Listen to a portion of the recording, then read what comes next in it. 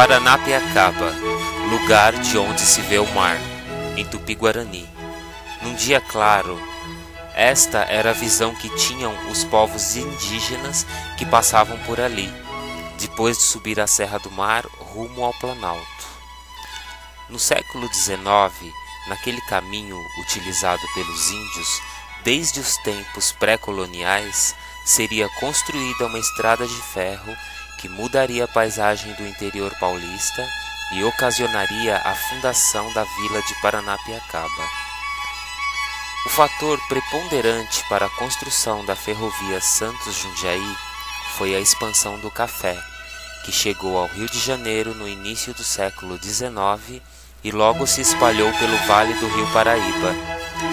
A próxima região ocupada pela cultura cafeeira seria o Oeste Paulista, já bem no interior do estado. A partir daí, tornou-se urgente encontrar um meio de escoar o café com maior facilidade para o Porto de Santos. O mercado no exterior era certo, mas o produto levaria dias de viagem em tropas de muares até o litoral.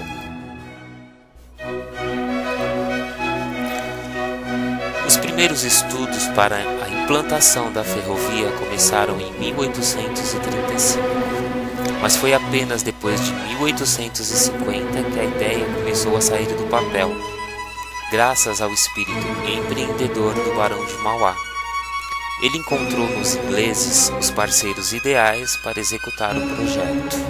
Além de ter interesses em dinamizar o fluxo de exportação e importação brasileiro, a Inglaterra detinha uma vasta experiência na construção de ferrovias, utilizando a tecnologia da máquina a vapor, algo imprescindível para vencer as dificuldades técnicas impostas pelo desnível de 796 metros entre o topo da serra e o litoral.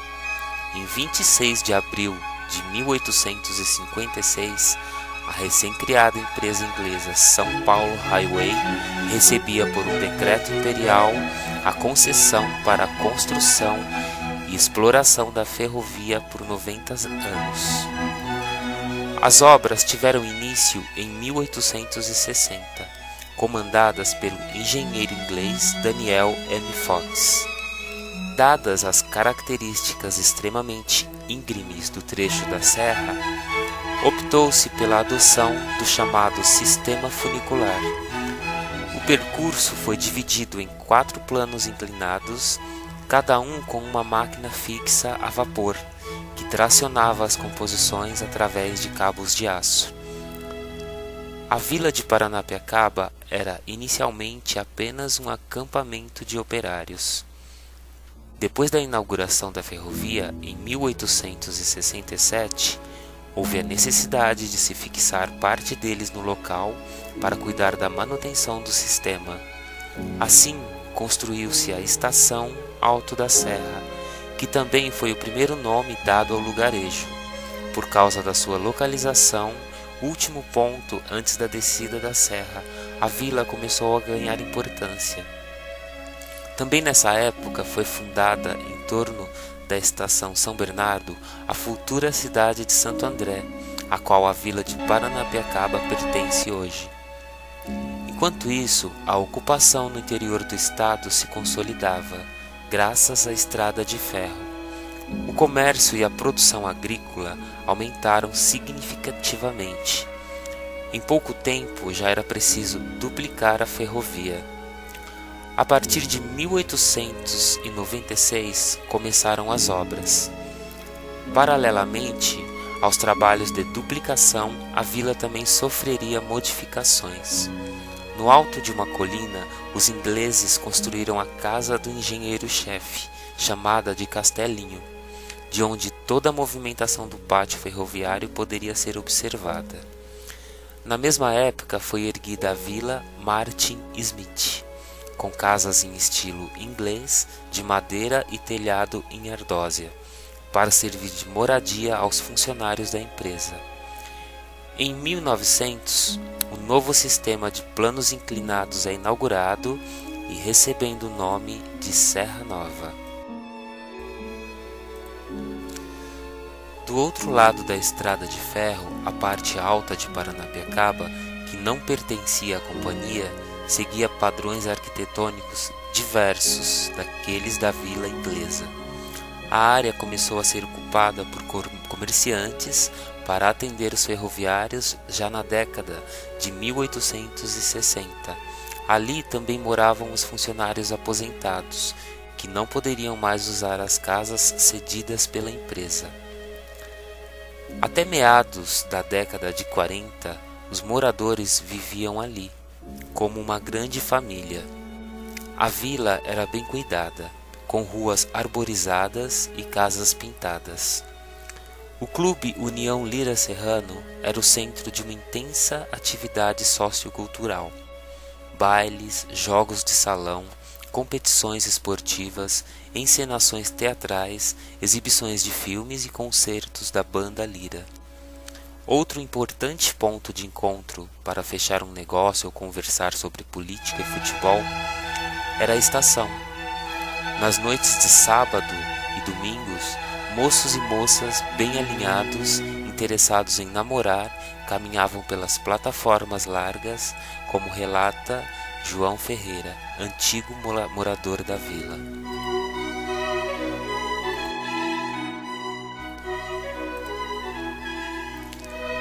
Em 1946, termina o período de concessão da São Paulo Highway e todo o seu patrimônio é incorporado ao da União. Esse fato é apontado pelos antigos moradores como o início da decadência da vila, com a desativação parcial do sistema funicular na década de 70, mais um golpe. Parte dos funcionários é dispensada ou aposentada e outros são contratados para cuidar do novo sistema de transposição da serra, a cremalheira aderência. Nos anos 1980, depois de várias denúncias na imprensa sobre a deteriorização da vila, é criado o movimento pró-Paranapiacaba. Em 1986, a rede ferroviária entregou restaurados o sistema funicular entre o quarto e o quinto patamares e o castelinho.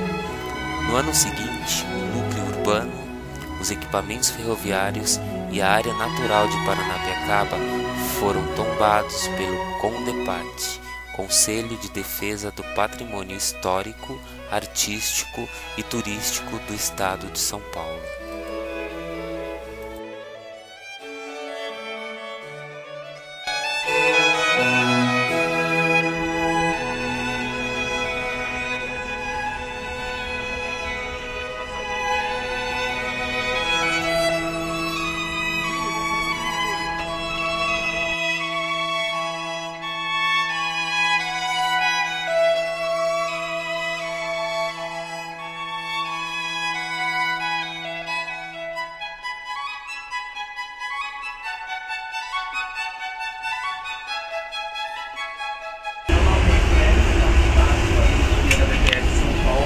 Paranapiacaba e futuramente Guararema. Nós temos um passeio de trem Maria Fumaça também na Moca, a 750 metros do metrô. Sábado, domingo e feriados, das 10h30 às 16 horas. Vale a pena vocês conhecerem, que remete vocês ao passado, como chegar a imigração ao Brasil. E no ingresso de vocês tem o nosso site, onde tem todos os passeios no Brasil inteiro da ABPF, tá? A ABPF, a Associação Brasileira de Preservação Ferroviária, ela não tem ajuda de governo. Quem faz preservar a memória viva são vocês, com os ingressos, aluguel de novelas, fotos e propagandas. Todos que trabalham na BPF, sábado, domingo e feriado, são voluntários gratuitos e vêm a entidade a preservar a memória viva. A partir deste ano, no nosso site vai estar anunciando um novo passeio. É Guararema. Guararema, há uma estação antes de Mogi, frequência de 1 hora, com a maior Maria Fumaça em operação do Brasil, a trem 53. Ela fazia São Paulo e Rio de Janeiro a 100 km por hora. Para vocês terem noção do tamanho da locomotiva, ela tem diâmetro de roda de 1,70 m de altura. Ela está no Pátio na Moca até mais ou menos dia 10 de novembro, no máximo. Depois ela já vai para Guararema. Esse passeio é só pelo nosso site da ABPF, então vocês fiquem atentos lá, que é lá que vai falar a data prevista. O expresso turístico que vem da Luz a Paranapiacaba é uma parceria entre CPTM, MRS e nós, a BPF. A BPF, os dois carros que as pessoas estão vindo da Luz a Paranapiacaba são da BPF, os dois carros de nós. Nós fornecemos a ele para fazer os passeios porque a CPTM não tem. Então ela só tem metropolitanos, não turísticos. Então por isso que está esse passeio da CPTM.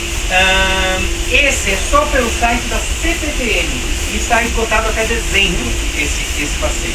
Então vocês fiquem atentos também quando lançar o nosso. Para vocês terem uma ideia, vila igual a essa só existe duas no mundo. Uma é a da Austrália, que está preservada, e a outra é a nossa de Paranapiacaba. As demais foram destruídas entre guerras e revoluções entre países. Não que elas não existam pela metade ou as totais destruídas. Tá? Então por isso que a gente preserva isso aqui ser um patrimônio, além de ser mundial, um patrimônio principalmente nacional. Por quê? Porto de Santos, Paranapiacaba, Memorial dos Imigrantes na Moca, onde nós temos o passeio, e Jundiaí. É onde começou o ciclo do café, onde começou o progresso do país. Isso é uma história nacional, uma história nossa, de cada um de nós. Então os mais antigos sabem disso. Então a gente fala, frisa para os mais novos verem que isso daqui tem que ser preservado. Porque não adianta só construir estádios de 800 milhões ou uma Copa de 3 bilhões e não preservar 30 milhões, que é o nosso patrimônio, que é um patrimônio histórico, e é um patrimônio que é onde o país está por causa disso. Então eu acho que a gente é um descaso das autoridades não preservar a nossa memória, tá? Então por isso que a gente fala. Então tem o Facebook, vocês entrem lá, pode falar, brigar, fala, o pessoal da BPF está lutando tanto e vocês têm que olhar também, porque esse patrimônio não é de vocês, não é do governo federal, é de cada um de vocês. E a gente paga os impostos para isso daqui não ser preservado. É uma história, se não fosse qualquer coisa, tudo bem, mas não é nem qualquer coisa sairia tudo bem, porque nós pagamos impostos. Mas é uma história de um país, somos nós. E a gente tem que falar, porque uma formiguinha vai fazendo uma montanha. Então, não vamos ficar de zóio fechado com o governo não fazendo. Vamos gritar e falar para eles que eles precisam fazer isso. Então nós temos um projeto fazendo com um graças a Deus, jovem, e aceitou lutar com a gente, aceitou o projeto, está lutando para as grandes mineradoras que façam darem essa meta. Você pode falar. Estou animado.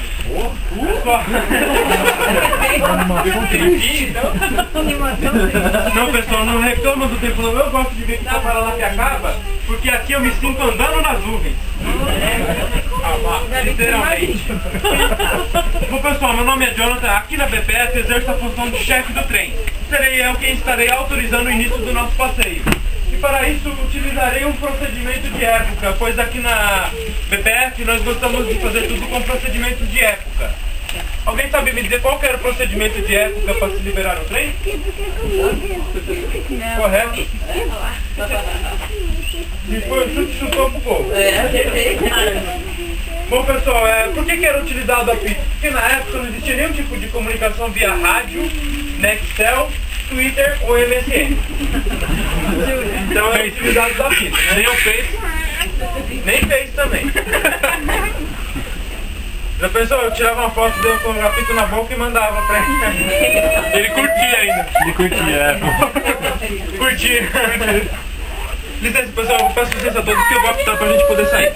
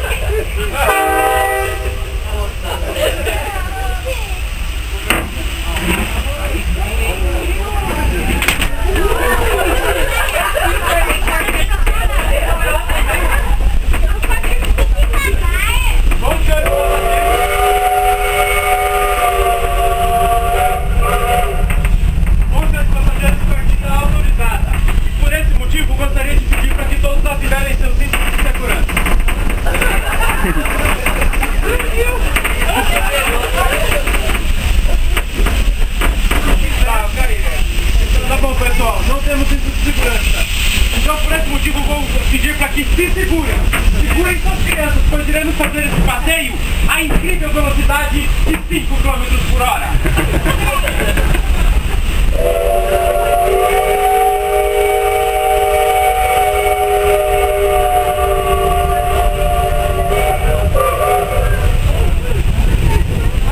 Bom, senhores passageiros.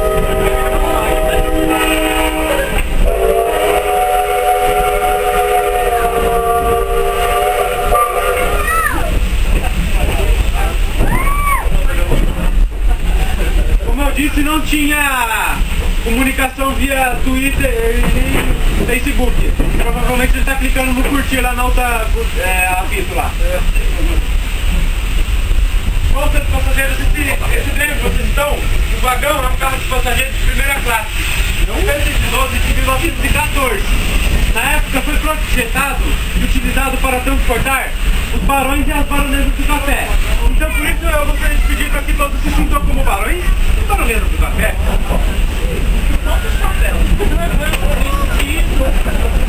E da direita que nós vamos cortar a câmera, vamos fazer um braço. A cabina solo está caindo em cima de tudo. Se vocês olharem ali à direita naquela direção, vão ver neblina. É o que dá sem manual, aqui a neblina está um pouco forte. Aqui em Alcinópolis é o carro dormitório.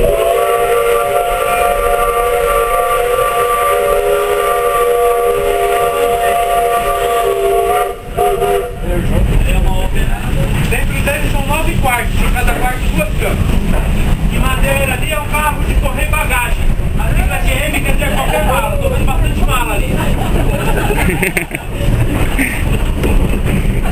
Aqui também é automotriz ambulante, utilizada para socorro.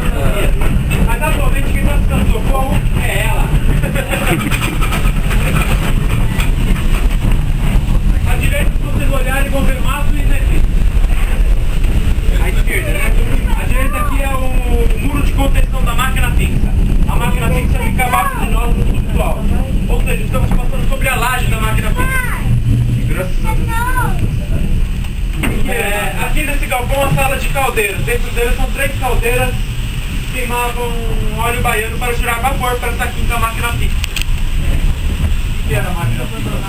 A máquina fixa é a máquina do sistema do funicular. Nós já vamos falar dela. Eu já vou explicar direitinho. A gente chega lá. Na sequência, idosos e gestantes. Os homens permanecem sentados para fazer contrapeso.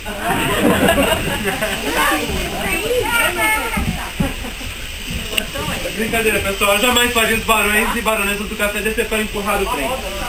Brincadeirinha só para quebrar o gelo. O real motivo pelo qual paramos é que 100 metros mais à frente já é o início da descida da Serra do Mar. Essa descida tem extensão de 10 km e 500 metros. E a inclinação varia entre 8 e 10 graus. E locomotiva no mundo nenhuma suporta mais do que 4 graus de inclinação. Por quê? Por causa que o material com que é feito as rodas dos trens e os trilhos é o aço. O atrito é baixo, então ela patina para subir e derrapa para descer. O outro motivo pelo qual não podemos prosseguir viagem é que as pontes que ainda estão em pé caminham adiante, as que ainda estão em pé, que algumas já caíram. As que ainda estão em pé, malemar, estão aguentando com o peso da neblina. Estou vendo que tem bastante neblina hoje. Mais um motivo para não ser possível a descida é o estado de conservação da máquina fixa. Então prosseguir viagem a partir desse ponto para diante aqui resultaria numa viagem emocionante, somente de ida para debaixo de 7 palmos de terra. Bom pessoal, como ele perguntou ali, o que vem a ser essa máquina fixa? Essa máquina fixa é a máquina do sistema funicular. Como que é esse sistema?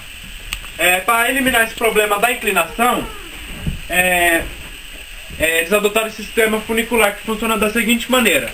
Os trens subiam e desciam essa baita dessa serra preso a um cabo de aço. O cabo é esse que está aqui debaixo do mato aqui, que vocês podem ver aqui no lugar onde tem menos mato. Está saindo ali de uma roldana dali, ó. E o que é essa máquina fixa? É a máquina fixa que movimentava o cabo. Então os trens se prendiam ao cabo e a máquina fixa movimentava o cabo. Esse sistema operou de 1867, que é o mesmo ano da locomotiva, até 1994. Então acredito que até algum de vocês já tiveram a oportunidade de estar subindo ou descendo a serra pelo sistema do funicular. Esse sistema foi desativado porque, com o advento da tecnologia, eles conseguiram um sistema mais eficiente de subida e descida da Serra do Mar, o sistema da cremalheira. E o que vem a ser esse sistema cremalheira? A cremalheira, na verdade, ela é um trilho dentado que fica ao meio dos dois trilhos. Da mesma forma, a locomotiva tem uma roda deitada ao meio das duas rodas.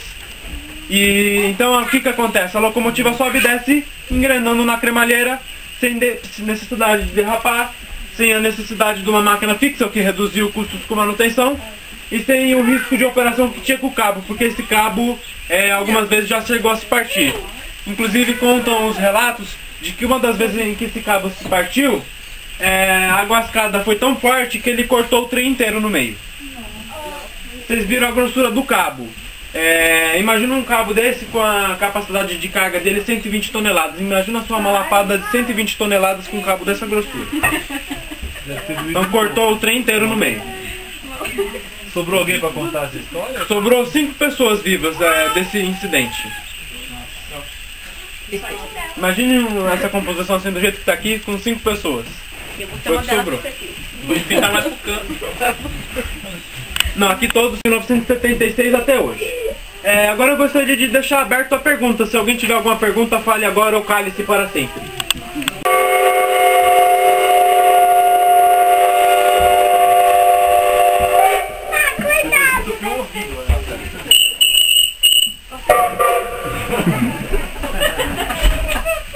Essa foi uma autorização de linha no estilo desenho animado. Fica pau. Pessoal, em caso de emergência, eu gostaria de pedir para que não entre em pânico. E em caso de despressurização da cabine, máscaras de oxigênio cairão do teto. Você falou do banheiro?